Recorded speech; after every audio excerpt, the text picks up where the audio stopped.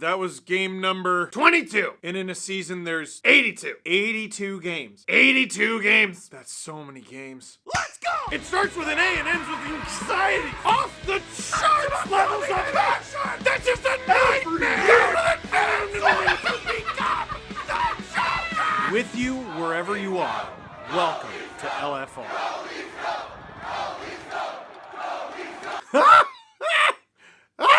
Leafs lose 5-2 to the Montreal Canadiens Saturday night on Hockey Night in Canada. I want to take a very different approach to this LFR video.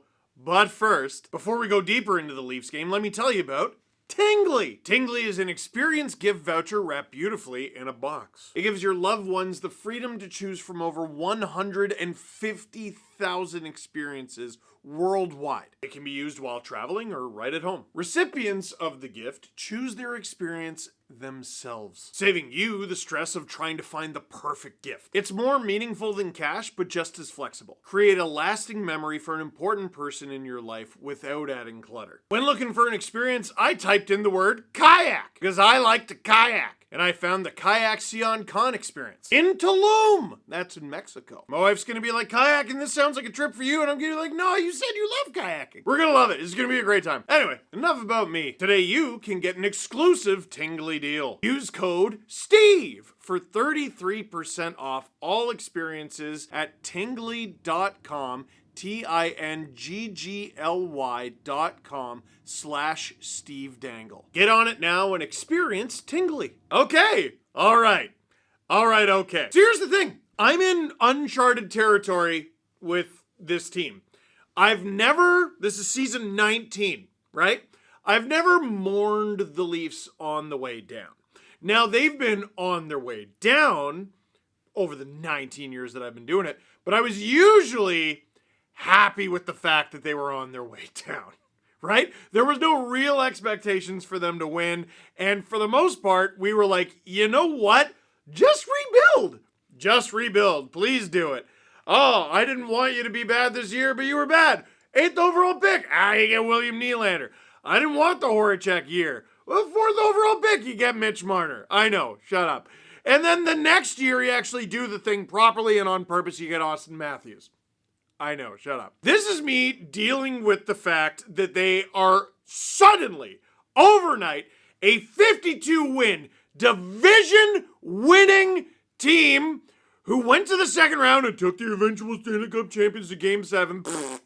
They did all that to whatever this pile of excrement is. And I have lost my mind a bunch of times and gone, rah! And other times I was like, very serious. So what do you do? What do you do now at game 22 when it's like, you can't lose your mind every time? I can't do this one, blow my top completely, come undone, once a week? I can't do that. Not for the whole season, dude. So here's what this LFR is. There's thousands of people watching right now. I can tell. I can feel you. Every time I do a video, I'm alone in this room and I'm staring down the barrel of the camera. There's no one here but me and the camera, but I know you're all there and I treat every video as if you were all there. Here's who this video is for. There's thousands of people watching. It's fine. It's what you can still watch, but this video isn't for you. This message isn't for you. It's for the Leafs. This is for every player, everyone in the minors, every prospect, everyone on the coaching staff, everyone in the executive suite, everyone in management, everyone on the analytics staff, training staff, everybody. This is just for the Toronto Maple Leafs organization. That was an embarrassing ass kicking, and you just made everybody forget how bad the last week has been for Montreal. How bad the last 2 weeks has been for Montreal. They are not winning games. They won this one. Everyone is hurt. Half their lineup was injured, just like the Leafs. But I want to start with a positive thought starter, and here it is from Jake B. Leafs Online. I think there's two conversations, he says. One is the depth guys are not very good, and the team looks disjointed. The other is that 4 of the top 8 guys on the team, including the 3-time Rocket winner and starting goalie, are injured. Let's relax a little on the wholesale changes. And he continues. Edmonton's losing like this with their whole team playing. It happens. I know they just got Hyman back, but it's still true. Not making an excuse, but living in reality. There's a lot going wrong, but probably wouldn't be nearly as bad if Max Domi, who is terrible, his words, not mine, wasn't the second-line center. Can we talk about Max Domi, the second-line center? Remember last season when he wasn't very good at center? Remember his entire Leafs tenure when he wasn't very good at center? And then you put him on the wing and he was better? Remember when he was drowning defensively, getting hemmed in all the time, didn't score until Christmas, and then you put him on the Matthews-Bertuzzi line? It was a little while ago, and it was great. Okay, so remember how there was a massive hole next to Matthews to start the season, and Max Domi was the candidate out of camp to play next to him? I know there was an injury to Max, but that could have been like a 1 or 2 games, and then you put him right back there kind of thing, right? Well, what happens in camp? Scott Laughton gets hurt. Scott Laughton, who, coming out of camp, you had slotted as the 4C. What team, what moderately successful team, loses their 4th-line center and goes, oh, you know what? We got to take our number 1 right winger and slot him down to 3rd-line center. That doesn't make any sense. What? Pardon? Heavens to what? And so now you got Michelli up there playing with Matthews, and, like, he's a bet. He's a bet. You got to remember, this was the beginning of the season. He's a bet that you were betting returns to form when he was a 50-plus point player. Last season, he was a healthy scratch in Utah. He didn't even get to 20 points. He had like 18. He's going to have a terrible season with the Leafs and still probably beat that by a wide margin. And it doesn't really work. And Domi at center doesn't really work because it never really works. Even tonight, you could have gone Tavares because he's a center, Laughton because he's a center, Lorentz because he has played an abundance of center at the NHL level and it went well, and Quillen because he's a center. You had Dakota Joshua play center tonight. A little bit. Nylander could play center. That's something that you decided not to foster and abandon during his development in the American Hockey League. I have no idea why. But I'm open to anything other than ever playing that poor human being at center ever again. Here, if you need a visual aid, let me help you. This is a bowl of cereal, okay? This is apple-flavored Cheerios. Steve, aren't those called Apple Jacks? Well, yeah, Apple Jacks exist, but these are like apple cinnamon Cheerios. All right. Bon appetit. This is a fork. Now, a couple times it works. Not really getting any milk, though. Kind of feels like at the end of this, I don't know, kind of feels like this is awkward and not the way I should do this. And it kind of feels like I'm not enjoying my cereal to the fullest potential that I can. But look, I got a spoon. It's a small one. It's not particularly huge, but oh my goodness. Wow, that was like a full mouthful that time. Oh my God, that's so crazy. Imagine eating cereal with a spoon. Now, before you think I'm overreacting, I just want to say 2 things. You can't overreact to this game. Number 1, they got killed. They got toyed with, and it happened at the drop of a hat, and it was the weirdest thing. The first 10, 11, 12, maybe even 13 minutes of this game, not only were the Leafs in it, they straight up looked like the better team.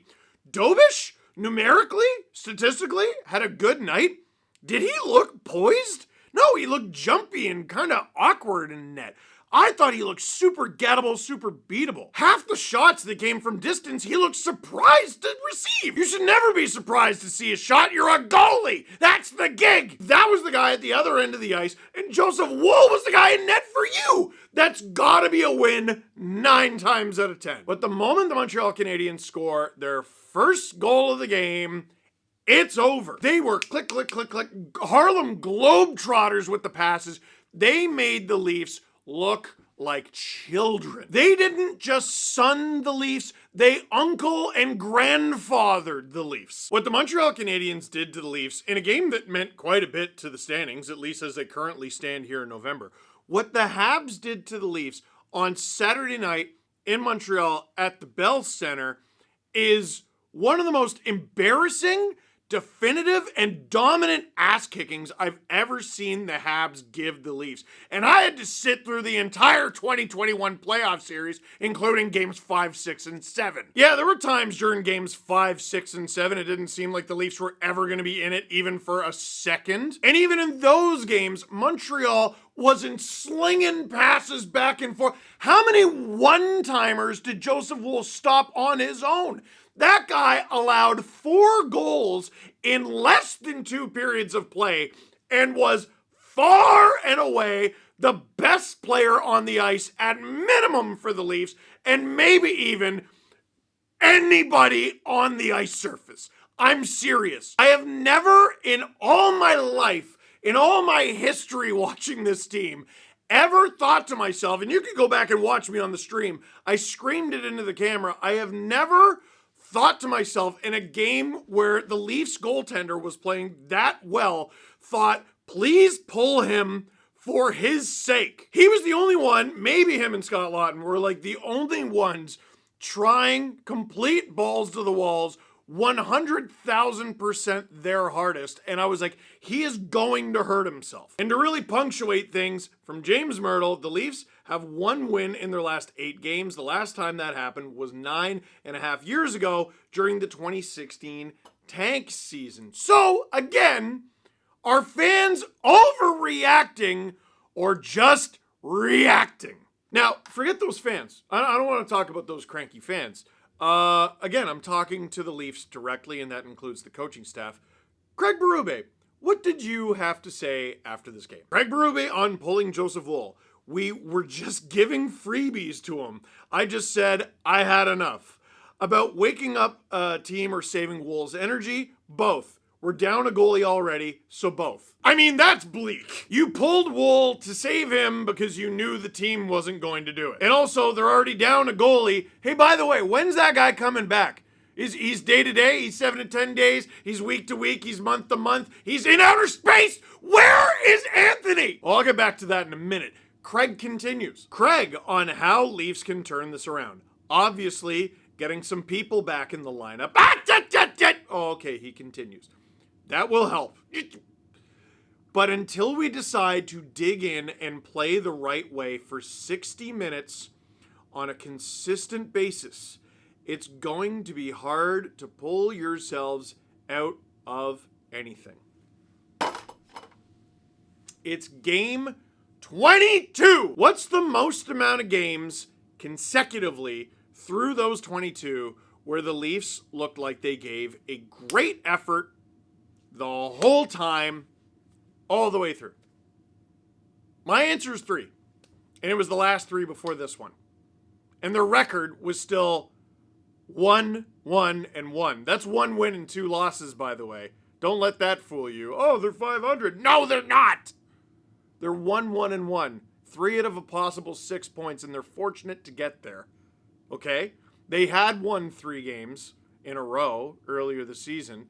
They looked awful during like 2 of them. How do you overreact to not being able to consistently play hockey well when you're an NHL team? You're acting like there's a paint chip on your car and people are going, sell the thing immediately, it's a write-off. When what is actually happening is the back left bumper has been smashed in and the back left tire has flown off. And people are going, uh-oh, that doesn't look very good. It might be a write-off. And imagine how ridiculous you would look if you were like, no, I think we can still get this thing back on the road and running fine. I think you're forgetting that panic is a large reason why humanity is still on this planet. Panic is what tells you to run away really fast because that jaguar is about to eat you. What if you just stood there and you're like, okay, I can't lose my head here. The jaguar might not even be looking at me. Run! The Leafs have had an awful season. An awful season. You have a coach who sounds a lot like and has sounded like this for like a month now, like he has no answers. The record's terrible. There's not a ton of evidence to believe that it's going to get better anytime soon. And the one little bit of hope that you're clinging on to is they're injured, and just wait for them to not be injured, right? You can maybe sell that to fans. If the fans had any idea when any of the injured guys are coming back, which they don't because you won't tell us. We don't need to know exact details, but we'd like to know who's going to be in the lineup any given week. Can I tell you, like, all Leaf fans and the pressure, the reason they lose, can I tell you miserable sacks about the kind of person who was at this game tonight? Producer Drew, he's a Colorado Avalanche fan because he's got some sense, but his brother-in-law is a Leaf fan, like us idiots, right? Like them watching. You ignore them, though. He drove from Caledon, Ontario, by himself to go to this Montreal Canadiens game. So I'm going to go ahead and guess like 2.5 tanks of gas, something like $120.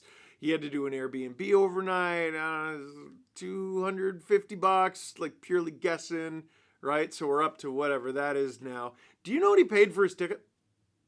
I would have never done this, but do you know what he paid for his ticket? He sat, no, Steve, I need some more info. Oh, I got it. He's right in the corner, 7th row. Bell Center. Saturday night, Leafs Habs. Give it a couple seconds.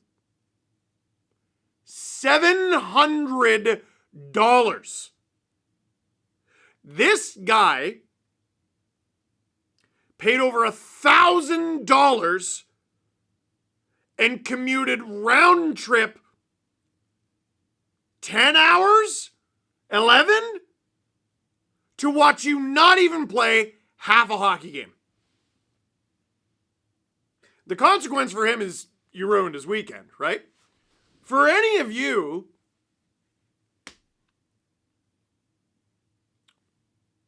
you make millions.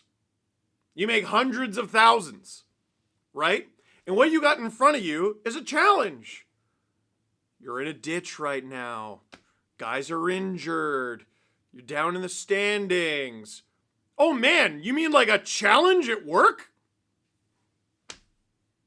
All of us have to deal with those. What? You can't just throw your hands up and do nothing about it. So that's it then. We're losing because of injuries. So don't, everyone, okay, you can watch again. Don't go. The Leafs are telling you from the rooftops they're bad because everyone is hurt and because they are unwilling to tell you when the hurt players are coming back. Don't go. Eat the ticket if you can afford it. Don't go. Make sure that building is empty. Why should they go right now? I got a little sidetracked from what I was talking about with Craig Berube. He's out of answers. He's completely out of answers with this team. And now they have 3 days off, Sunday, Monday, Tuesday, until their next game. That used to be the most obvious kiss of death for a coach in the world. But now it sounds like firing Berube, which I don't think he's a bad coach, but he's definitely lost the room. And the injuries thing might float if they looked any good with any of those players who are hurt. Well, Carlo was doing great. Matthews. Nyes was doing great, but they were awful with him. Right? This would have been the kiss of death, and you hire whoever the hell. Probably Pete DeBoer. I don't know. Come up with something! It's not my job to know! You guys, no one held... This wasn't a hostage situation when you applied for this job, was it? You all get paid handsomely to work what is a dream job for most people. Adapt Figure it out. Give us something. Oh, Toronto. The NHL is barely a blip on the radar in North America. And that's the truth. I wish it wasn't, but it is. You don't grasp that until something happens like the Jays are in the World Series. And you witness how much of a cultural phenomenon that is. And in 2019, like, you watch the NBA Finals come to town, right? You watch the stakes go that high. You watch the NFL any given week.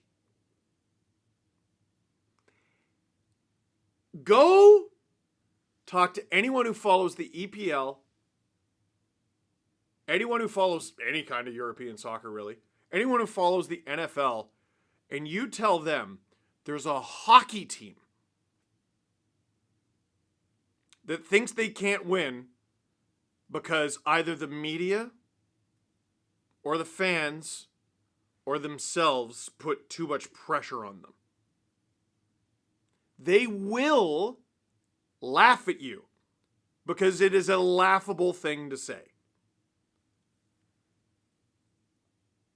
I cannot do this for another 60 games. And by the way, this quote, Craig Berube, after the game, Craig Berube has no timeline for Jake McCabe's injury yet. Yeah, no kidding! Which has Jake McCabe returning to the lineup sometime between tomorrow and when the sun explodes. And what do we do then? Jake McCabe's out. I don't know. Just wait. You don't have a first-round pick. You gave it to a divisional rival who always beats you in the playoffs. Ah! Leaf fans are freaking out too much. You're not freaking out enough. And you never do. All this Marner stuff. Oh, the team looked great with it. For years, you did the same thing over and over and over again. Great regular season, great regular season, great regular season, and I appreciate that you're trying something else. Way, way, way too late. Kyle Dubas was the architect of that contract, and as way too expensive as it was, there was a failsafe built into it. He knew that by the summer of 2023, I'll know whether or not we ought to keep the core four together. So Marner's contract, no trade protection. And then the full no move kicks in on July 1st. And what'd you do? You fired the guy, hired a new guy, and wouldn't let him do it. Or would let him do it, but you gave him like 5 weeks of runway. Hi, Brad. Great to meet you. Here's your poison pill. And the guy who made the decision to get rid of Dubas, he's gone, by the way, because he had a boss come in and was like, well, I just got here, so I'm not going to fire Shanahan. And now that's the guy who's making all the decisions. And I hope he's watching this too. You're not panicking enough. And you're not giving Leaf fans the credit they deserve. We're not children. We're definitely not children, because why on earth would a child want to watch any of this? I used to work at a popular Toronto tourist attraction. It's called the Toronto Zoo. When I started working there in 2005, Leaf stuff. By 2008, no one was wearing Leaf stuff. 2009, ew. The kids were all wearing Kane, Taves, Getzlaff, Perry. Who were the other good teams at the time? Doughty was a little Oh, Crosby, Malkin, Ovi, Thornton? Oh, there were still Leaf fans wearing jerseys and shirts and stuff. Yeah, with Gustafsson 50 on the back. Say what you will about the futility of the Leafs of the last few years, but they did a real great job bringing in the next generation of Leaf fans. And now they're all going to be just as fed up and just as jaded with the crest, except faster than their predecessors and with, frankly, less money to blow on the Leafs in general. I already know from many stories, people coming up to Adam, people coming up to me, of season seat holders who are pissed off. The Raptors are good, and there are some fans who are 50-50 or 40-60. You have the option to go to a Leaf game now or a Raptors game. What do you think people are picking? Your company has the option to get season seats for the Leafs or the Raptors or the Jays. The Leafs are 5th out of 3 there. I don't know how many other ways I can say it. You are not reacting enough. The pain you are feeling right now is your hand telling you to pull it out of the fire. It is not overreacting to not enjoy the sensation of burning. Or you could just leave your hand in the fire and ignore the whines and cries of us ignorant unwashed and wonder what that lovely smell is. No one's forcing you to do this job, just you. You want it or not. That is it for this one. Thank you very much for watching. Click like if you like this video. Click subscribe if you really liked it. Tell all your friends. They got 3 days off. And you know what we're going to get? Practice lines in a couple days with 11 in the middle on line 2.